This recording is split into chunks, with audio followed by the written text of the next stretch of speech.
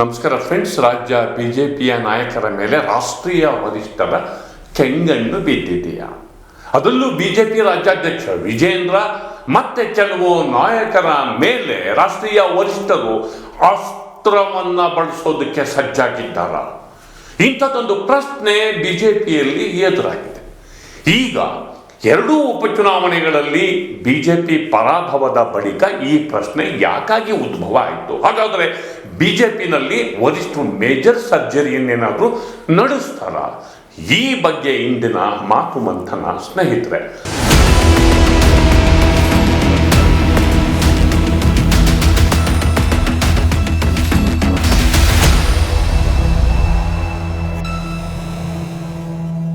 ಗೆಳೆಯರೆ, ಬಿಜೆಪಿ ರಾಷ್ಟ್ರೀಯ ಸಹ ಸಂಘಟನಾ ಕಾರ್ಯದರ್ಶಿ ಶಿವಪ್ರಕಾಶ್ ಹಾಗೆ ರಾಜ್ಯ ಉಸ್ತುವಾರಿ ಪ್ರಧಾನ ಕಾರ್ಯದರ್ಶಿ ರಾಧಾ ಮೋಹನ್ ದಾಸ್ ಅಗರ್ವಾಲ್ ಅವರು ಬೆಂಗಳೂರಿನಲ್ಲಿ ಬೀಡು ಬಿಟ್ಟು ಹಿರಿಯ ನಾಯಕರ ಜೊತೆ ಚಿಂತನ ಮಂಥನ ನಡೆಸಿದ್ದಾರೆ.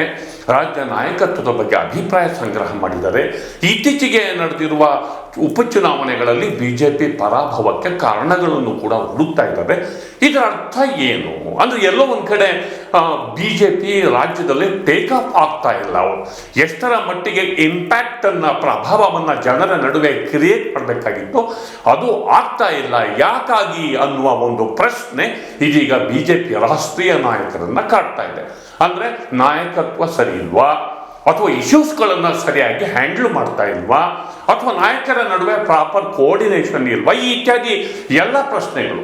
ಅದರಲ್ಲೂ ವಿಶೇಷವಾಗಿ ದಾವಣಗೆರೆ ಮತ್ತು ಬಾಗಲಕೋಟೆಯಲ್ಲಿ ಬಿಜೆಪಿ ಪರಾಭವದ ಬಳಿಕ ಒಂದು ರೀತಿಯಲ್ಲಿ ರಾಷ್ಟ್ರೀಯ ನಾಯಕರು ಕಂಗೆಟ್ಟಿದ್ದಾರೆ. ಇವೆರಡೂ ಕೂಡ ಲಿಂಗಾಯತ ಪ್ರಾಬಲ್ಯವಿರುವಂತಹ ಕ್ಷೇತ್ರಗಳು. ನಂಬರ್ 1. ನಂಬರ್ 2, ಈ ಕ್ಷೇತ್ರಗಳಲ್ಲಿ ಆಯ್ಕೆಯ ವಿಚಾರ ಬಂದಾಗ ನಾಯಕರಿಗೆ ಹೆಚ್ಚು ಸ್ವತಂತ್ರವನ್ನು ಕೊಡಲಾಯಿತು ಅನ್ನೋದು ನಂಬರ್ 2.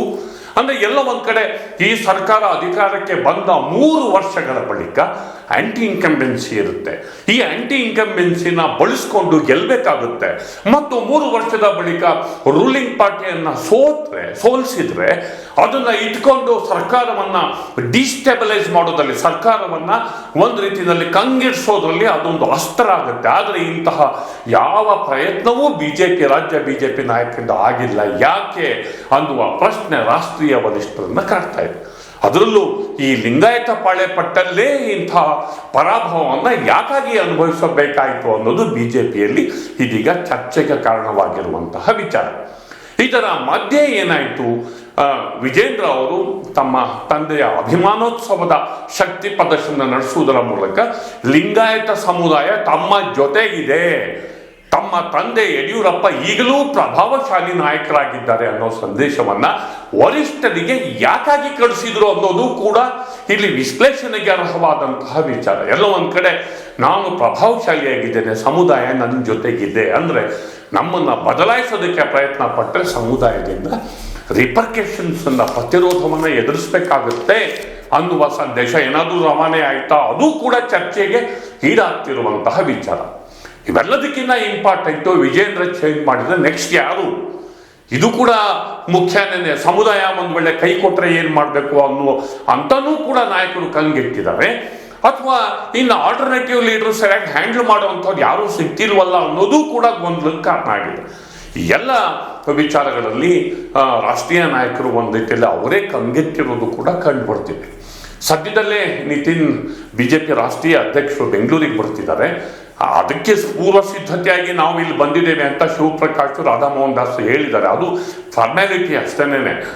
ಆದರೂ ಕೂಡ ಇಷ್ಟೆಲ್ಲ ಸಂಗತಿಗಳು ಬಿಜೆಪಿನಲ್ಲಿ ಈಗ ಚರ್ಚೆಗೆ ಈಡು ಮಾಡ್ತಾ ಇದ್ದು, ನವೆಂಬರಲ್ಲಿ ವಿಜೇಂದ್ರ ಅವರ ಮೋಸ್ಟ್ಲಿ ಅಧಿಕಾರ ಅವಧಿ ಮುಗಿತಿರುವ ಹಿನ್ನೆಲೆಯಲ್ಲಿ ಅವರ ಈ ಒಂದು ಅವಧಿ ಎಕ್ಸ್ಟೆಂಡ್ ಆಗುತ್ತೋ ಇಲ್ವೋ ಅನ್ನೋದು ಕೂಡ ಕುತೂಹಲಕಾರಿ ಸಂಗತಿಯಾಗಿದೆ. ಇದು ಇತ್ತೀಚಿನ ದಿನಗಳಲ್ಲಿ ಕಾಂಗ್ರೆಸ್ ಬಗ್ಗೆ ನಾವು ಹೆಚ್ಚು ಹೇಳ್ತಿದ್ವಿ, ಬಿಜೆಪಿನಲ್ಲೂ ಕೂಡ ಡೆವಲಪ್ಮೆಂಟ್ ಶುರುವಾಗಿದೆ ಅನ್ನೋದನ್ನು ಸೂಚಿಸುವಂತಹ ವರದಿ ಇದಾಗಿದೆ. ದಯವಿಟ್ಟು ದಿ ಪೋಸ್ಟ್ ನೋಡಿ, ಲೈಕ್ ಮಾಡಿ, ಶೇರ್ ಮಾಡಿ, ಸಬ್ಸ್ಕ್ರೈಬ್ ಮಾಡೋದಕ್ಕೆ ಮರಿಬೇಡಿ ಗೆಳೆಯರೆ. ನಮಸ್ಕಾರ.